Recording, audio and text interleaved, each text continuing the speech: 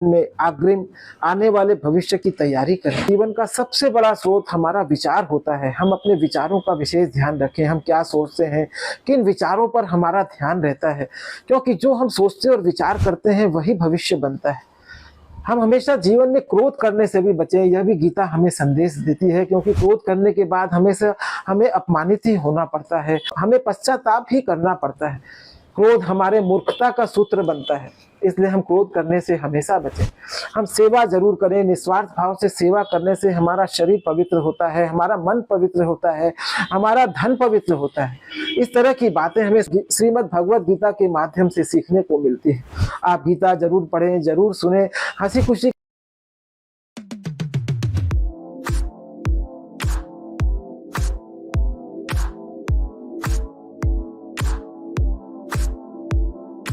के अड्डे के माध्यम से मैं आपके जीवन में खुशियां भरने के अलग अलग सूत्र खोजकर बताता हूँ।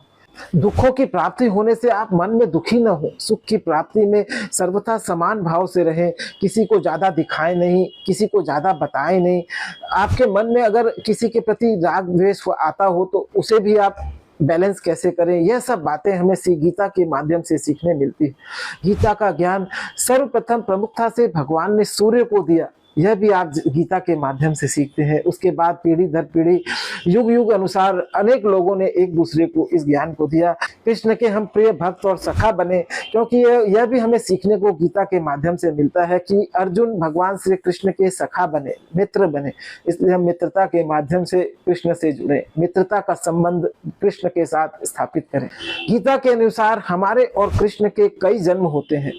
हम बार बार 84 लाख योनियों में घूमते हुए इस मानव शरीर को प्राप्त करते हैं, और ये सारे जन्मों के बारे में भगवान श्री कृष्ण जानते हैं या भगवान जानते हैं, किंतु हम मानव इसे नहीं जान पाते। कई बार हमें ऐसा देखने को आता है, हम सोचते हैं कि हमें यह दुख बार बार क्यों मिलता है, तो ये कई जन्मों का चक्कर होता है मित्रों साथियों। कई जन्मों के पुराने अपराध भी हमें कई बार कर्म फलवश इस जन्म में भोगने मिलते हैं। इसलिए दुखों से घबराए नहीं, हमेशा निरंतर कृष्ण से जुड़े रहें, आपको हमेशा शक्ति और मार्गदर्शन मिलेगा। मित्रों और साथियों, गीता के माध्यम से हम सीखते हैं कि हमारे जीवन का उद्देश्य क्या है, हम सफल जीवन कैसे जी सकते हैं। हमें हमारे सफल जीवन जीने का उद्देश्य हम ईश्वर को जानें। कदम कदम पर असफलता में कृष्ण से जुड़कर ही हम ईश्वर को जान सकते हैं। हम हमेशा अपने स्वस्थ जीवन के लिए उन पदार्थों का सेवन करें जो हमारे शरीर को स्वस्थ रखते हो, क्योंकि ये अनेक जन्मों के भटकने के बाद हमें यह मानव शरीर की प्राप्ति हुई है, जिसके द्वारा हम ईश्वर को जान सकते हैं। इसलिए हम नशीले पदार्थों को, विशेष करके मादक पदार्थों, नशीले पदार्थों, शराब जैसे पदार्थों से बचें। इन पदार्थों से बचने इसलिए कह रहा हूँ, वर्तमान में शादी विवाह में लोगों के घर घर में मैं देख रहा हूँ बच्चे भी इसका सेवन कर रहे हैं। इसकी वजह से हमारी बुद्धि भ्रमित हो जाती है, ऐसा हमारे शास्त्र बोलते हैं।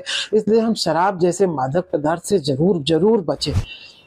गीता के माध्यम से उन्होंने बताया कि आलस्य और ईर्ष्या इंसान का सबसे बड़ा शत्रु है, इन दोनों से हमेशा सावधान रहें।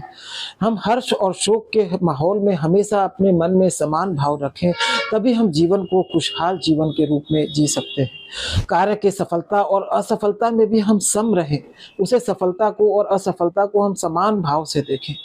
यह सब जीवन में चलता ही रहता है। ज्ञान के द्वारा हम हमेशा अपने सभी शोक को दूर कर सकते हैं, इसलिए हमेशा किसी न किसी ज्ञानी मित्र का संग करें।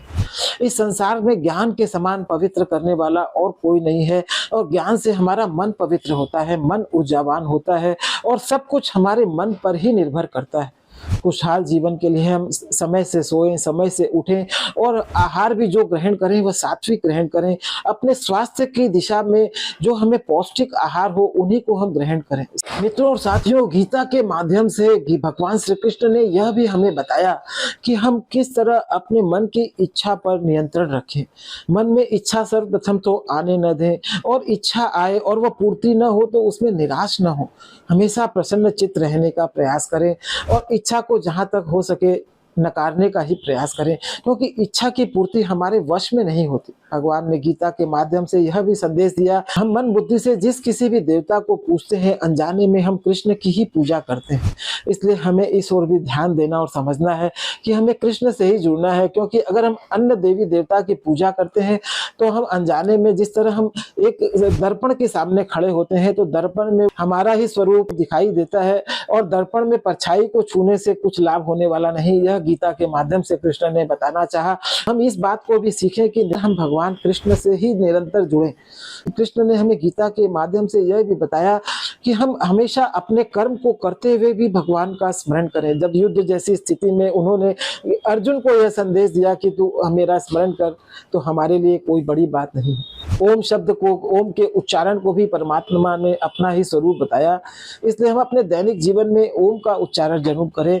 और यह भी उन्होंने बताया कि हम ओम को दिन भर में 11 बार करके, आंखें बंद करके, शुरुआत में सिर्फ 3 बार इसका नियमित रूप से ओम का चिंतन करें। जो लोग भगवान के भाव को, भगवान की बातों को, भगवान के स्वरूप को नहीं जानते, वो कृष्ण को एक साधारण सा मनुष्य मानते हैं और जानते हैं और बताते हैं। इसलिए ऐसे लोगों से सावधान रहने को बताया। उन्होंने बताया ये लोग महामूर्ख हैं। ऐसे लोगों का अगर कहीं आपके जीवन में संग होता है तो उनसे दूरियां बना कर रखें। जो स्थिर रहते हो, भगवान के नाम और गुणों का निरंतर कीर्तन करते हो, उनको श्रवण करते हो, उनको बार बार प्रणाम करते हो, उनकी ही ध्यान करते हो, उनका ही चिंतन करते हो, उन पर अटूट भरोसा रखते हो, अनन्य भरोसा रखते हो, उन पर पूर्ण विश्वास रखते हो और उनसे निरंतर स्वयं जुड़े रहते हो, ऐसे लोगों का संग करें। वो ही सच्चे परमात्मा कृष्ण के भक्त हैं। निर्गुण निराकार की पूजा करने वाले अज्ञानी को भी भगवान ने बताया कि वो उनकी ही पूजा करते हैं। इसलिए निर्गुण निराकार की पूजा भी उनकी ही पूजा है।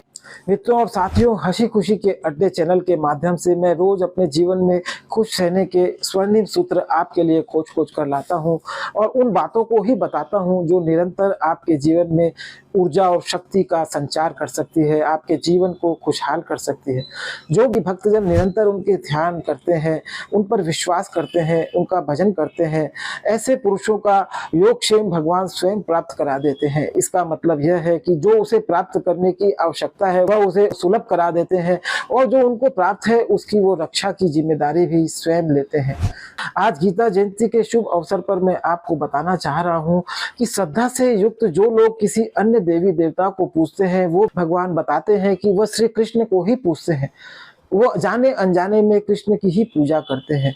अगर अन्य देवी देवता को अगर हम पूजन कर रहे हैं, ने उसे अविद्या और अज्ञानता बताई। भगवान श्री कृष्ण ने गीता के माध्यम से हमें यह भी बताया, जो भी पत्र, पुष्प, फल और जल आदि भगवान को अर्पित करते हैं, भगवान श्री कृष्ण ये पदार्थ स्वयं प्रकट होकर ग्रहण करते हैं। उन्होंने गीता में यह भी बताया कि हम जो कर्म करते हैं, जो दान देते हैं, वे सब हम कृष्ण को अर्पित करें। गीता के माध्यम से उन्होंने यह भी बताया कि जो भी इस संसार में हमें दिव्य विभूति या दिव्य कांति युक्त वस्तु, शरीर, मानव दिखाई देता है, उनके तेज का ही अंश है। वो कहीं न कहीं मूल में, वह कहीं न कहीं भगवान से कृष्ण से ही जुड़ा व्यक्ति या वस्तु या परिस्थिति है। आप ऐसा भी देख सकते हैं। उनके ही तेज का अंश उन्होंने उसे बताया। जो मनुष्य दुख से छूटकर हर हाल में खुश रहते हैं, वही मानव भगवान को प्रिय होते हैं। जो प्रशंसा और निंदा को अपने जीवन में समान भाव से देखते हैं, वही भगवान को प्रिय है। मित्रों और साथियों, गीता के अंत में कुछ रहस्य युक्त बातें अर्जुन को बताई, वे भी हमें जाननी चाहिए। उन्होंने बताया कि तू मुझ में मन वाला हो, मेरा भक्त बन, मेरा पूजन करने वाला हो, मुझे ही प्रणाम कर। इस तरह उन्होंने हर तरह से भगवान से जुड़े रहने की ही बात अर्जुन से की। इसे हमें भी यह शिक्षा लेनी चाहिए कि हम हर हाल में भगवान कृष्ण से जुड़े रहें। उन्होंने यह भी बताया कि परिवर्तन इस संसार की एक ऐसी व्यवस्था है जिसमें हमारा निरंतर कल्याण होता है। इसलिए हर परिस्थिति और परिवर्तन को हम स्वीकार करें और उसमें हम खुश रहें, उसमें हम अपना कल्याण ही देखें। अंत में संपूर्ण धर्मों को और संपूर्ण कर्तव्य कर्मों को त्याग कर केवल एक सर्वशक्तिमान अपनी शरण में रहने की आज्ञा भी हमें भगवान श्री कृष्ण के गीता के माध्यम से सीखने को मिलती है। और इसके लिए मैंने आपको बताया ही है, श्री कृष्ण शरणम मम मंत्र का जप करें, उनकी बातों को सुने, उनकी बातों को पढ़ें। इसके बाद एक विशेष बात में गीता से सीखने को मिलती है कि हम गीता शास्त्र को जब भी पढ़ते हैं तो हम जाने अनजाने में ज्ञान यज्ञ के द्वारा भगवान श्री कृष्ण की पूजा करते हैं। गीता को हम निरंतर पढ़ें। इसके पढ़ने मात्र से हम श्री कृष्ण की पूजा कर लेते हैं, उनसे जुड़ जाते हैं। अंत में भगवान श्री कृष्ण ने गीता के आखिरी श्लोक में यह भी बताया हमें जो सीखना चाहिए कि जहाँ कृष्ण है, जहाँ अर्जुन है, जहाँ गीता है, वहीं श्री विजय विभूति और सत्य है, वहीं समृद्धि, लक्ष्मी, यश और कीर्ति विद्यमान होती है। कृष्ण की गीता को बार बार सुने, उन्हें पढ़ें, उनसे किसी तरह जुड़ कर रहें। अगर आप कृष्ण से जुड़ते हैं, गीता से जुड़ते हैं, तो भगवान श्री कृष्ण आपके जरूरत की सभी वस्तु स्थिति से आपको स्वतः ही जोड़ते हैं। अगर आप किसी चुनौती में फंसे हो, तब भी भगवान श्री कृष्ण से जुड़ने से उसकी जिम्मेदारी स्वयं भगवान उठाते हैं। वे आपको विभिन्न स्वरूपों में प्रकट होकर आपका मार्गदर्शन करते हैं। और जाने अनजाने में आप किसी भी अन्य देवी देवता की अगर पूजा करते हो, तो उन्हें निरंतर आप इस प्रार्थना से शुरुआत करो कि आप उन्हें भगवान श्री कृष्ण से मेल कराएं। कहीं ना कहीं इस संसार में जो भी देवी देवता का स्वरूप आप देखते हो, वो मूल में भगवान श्री कृष्ण की कृपा या उनके वरदान का ही स्वरूप है। जिस भी देवी देवता की शरण में हो, जिसकी भी पूजा करते हो, उनसे ही बार बार प्रार्थना करो कि वो आपको भगवान राम, कृष्ण और शिव के स्वरूप से जोड़े। उनसे यह प्रार्थना भी करो कि आपको जो सबसे प्रिय है, आपके जीवन में जो सबसे प्रिय है, वो मुझे प्राप्त हो, वो आपको वो चीज गिफ्ट करें। इस तरह मित्रों और साथियों, आप आसानी से गीता जयंती के अवसर पर मैंने अपने गुरु से सीखी थी, उन बातों को आपके समक्ष प्रस्तुत किया। अगर पसंद आए तो आप लाइक करना, सब्सक्राइब करना और शेयर भी करना। धन्यवाद साथियों, थैंक यू।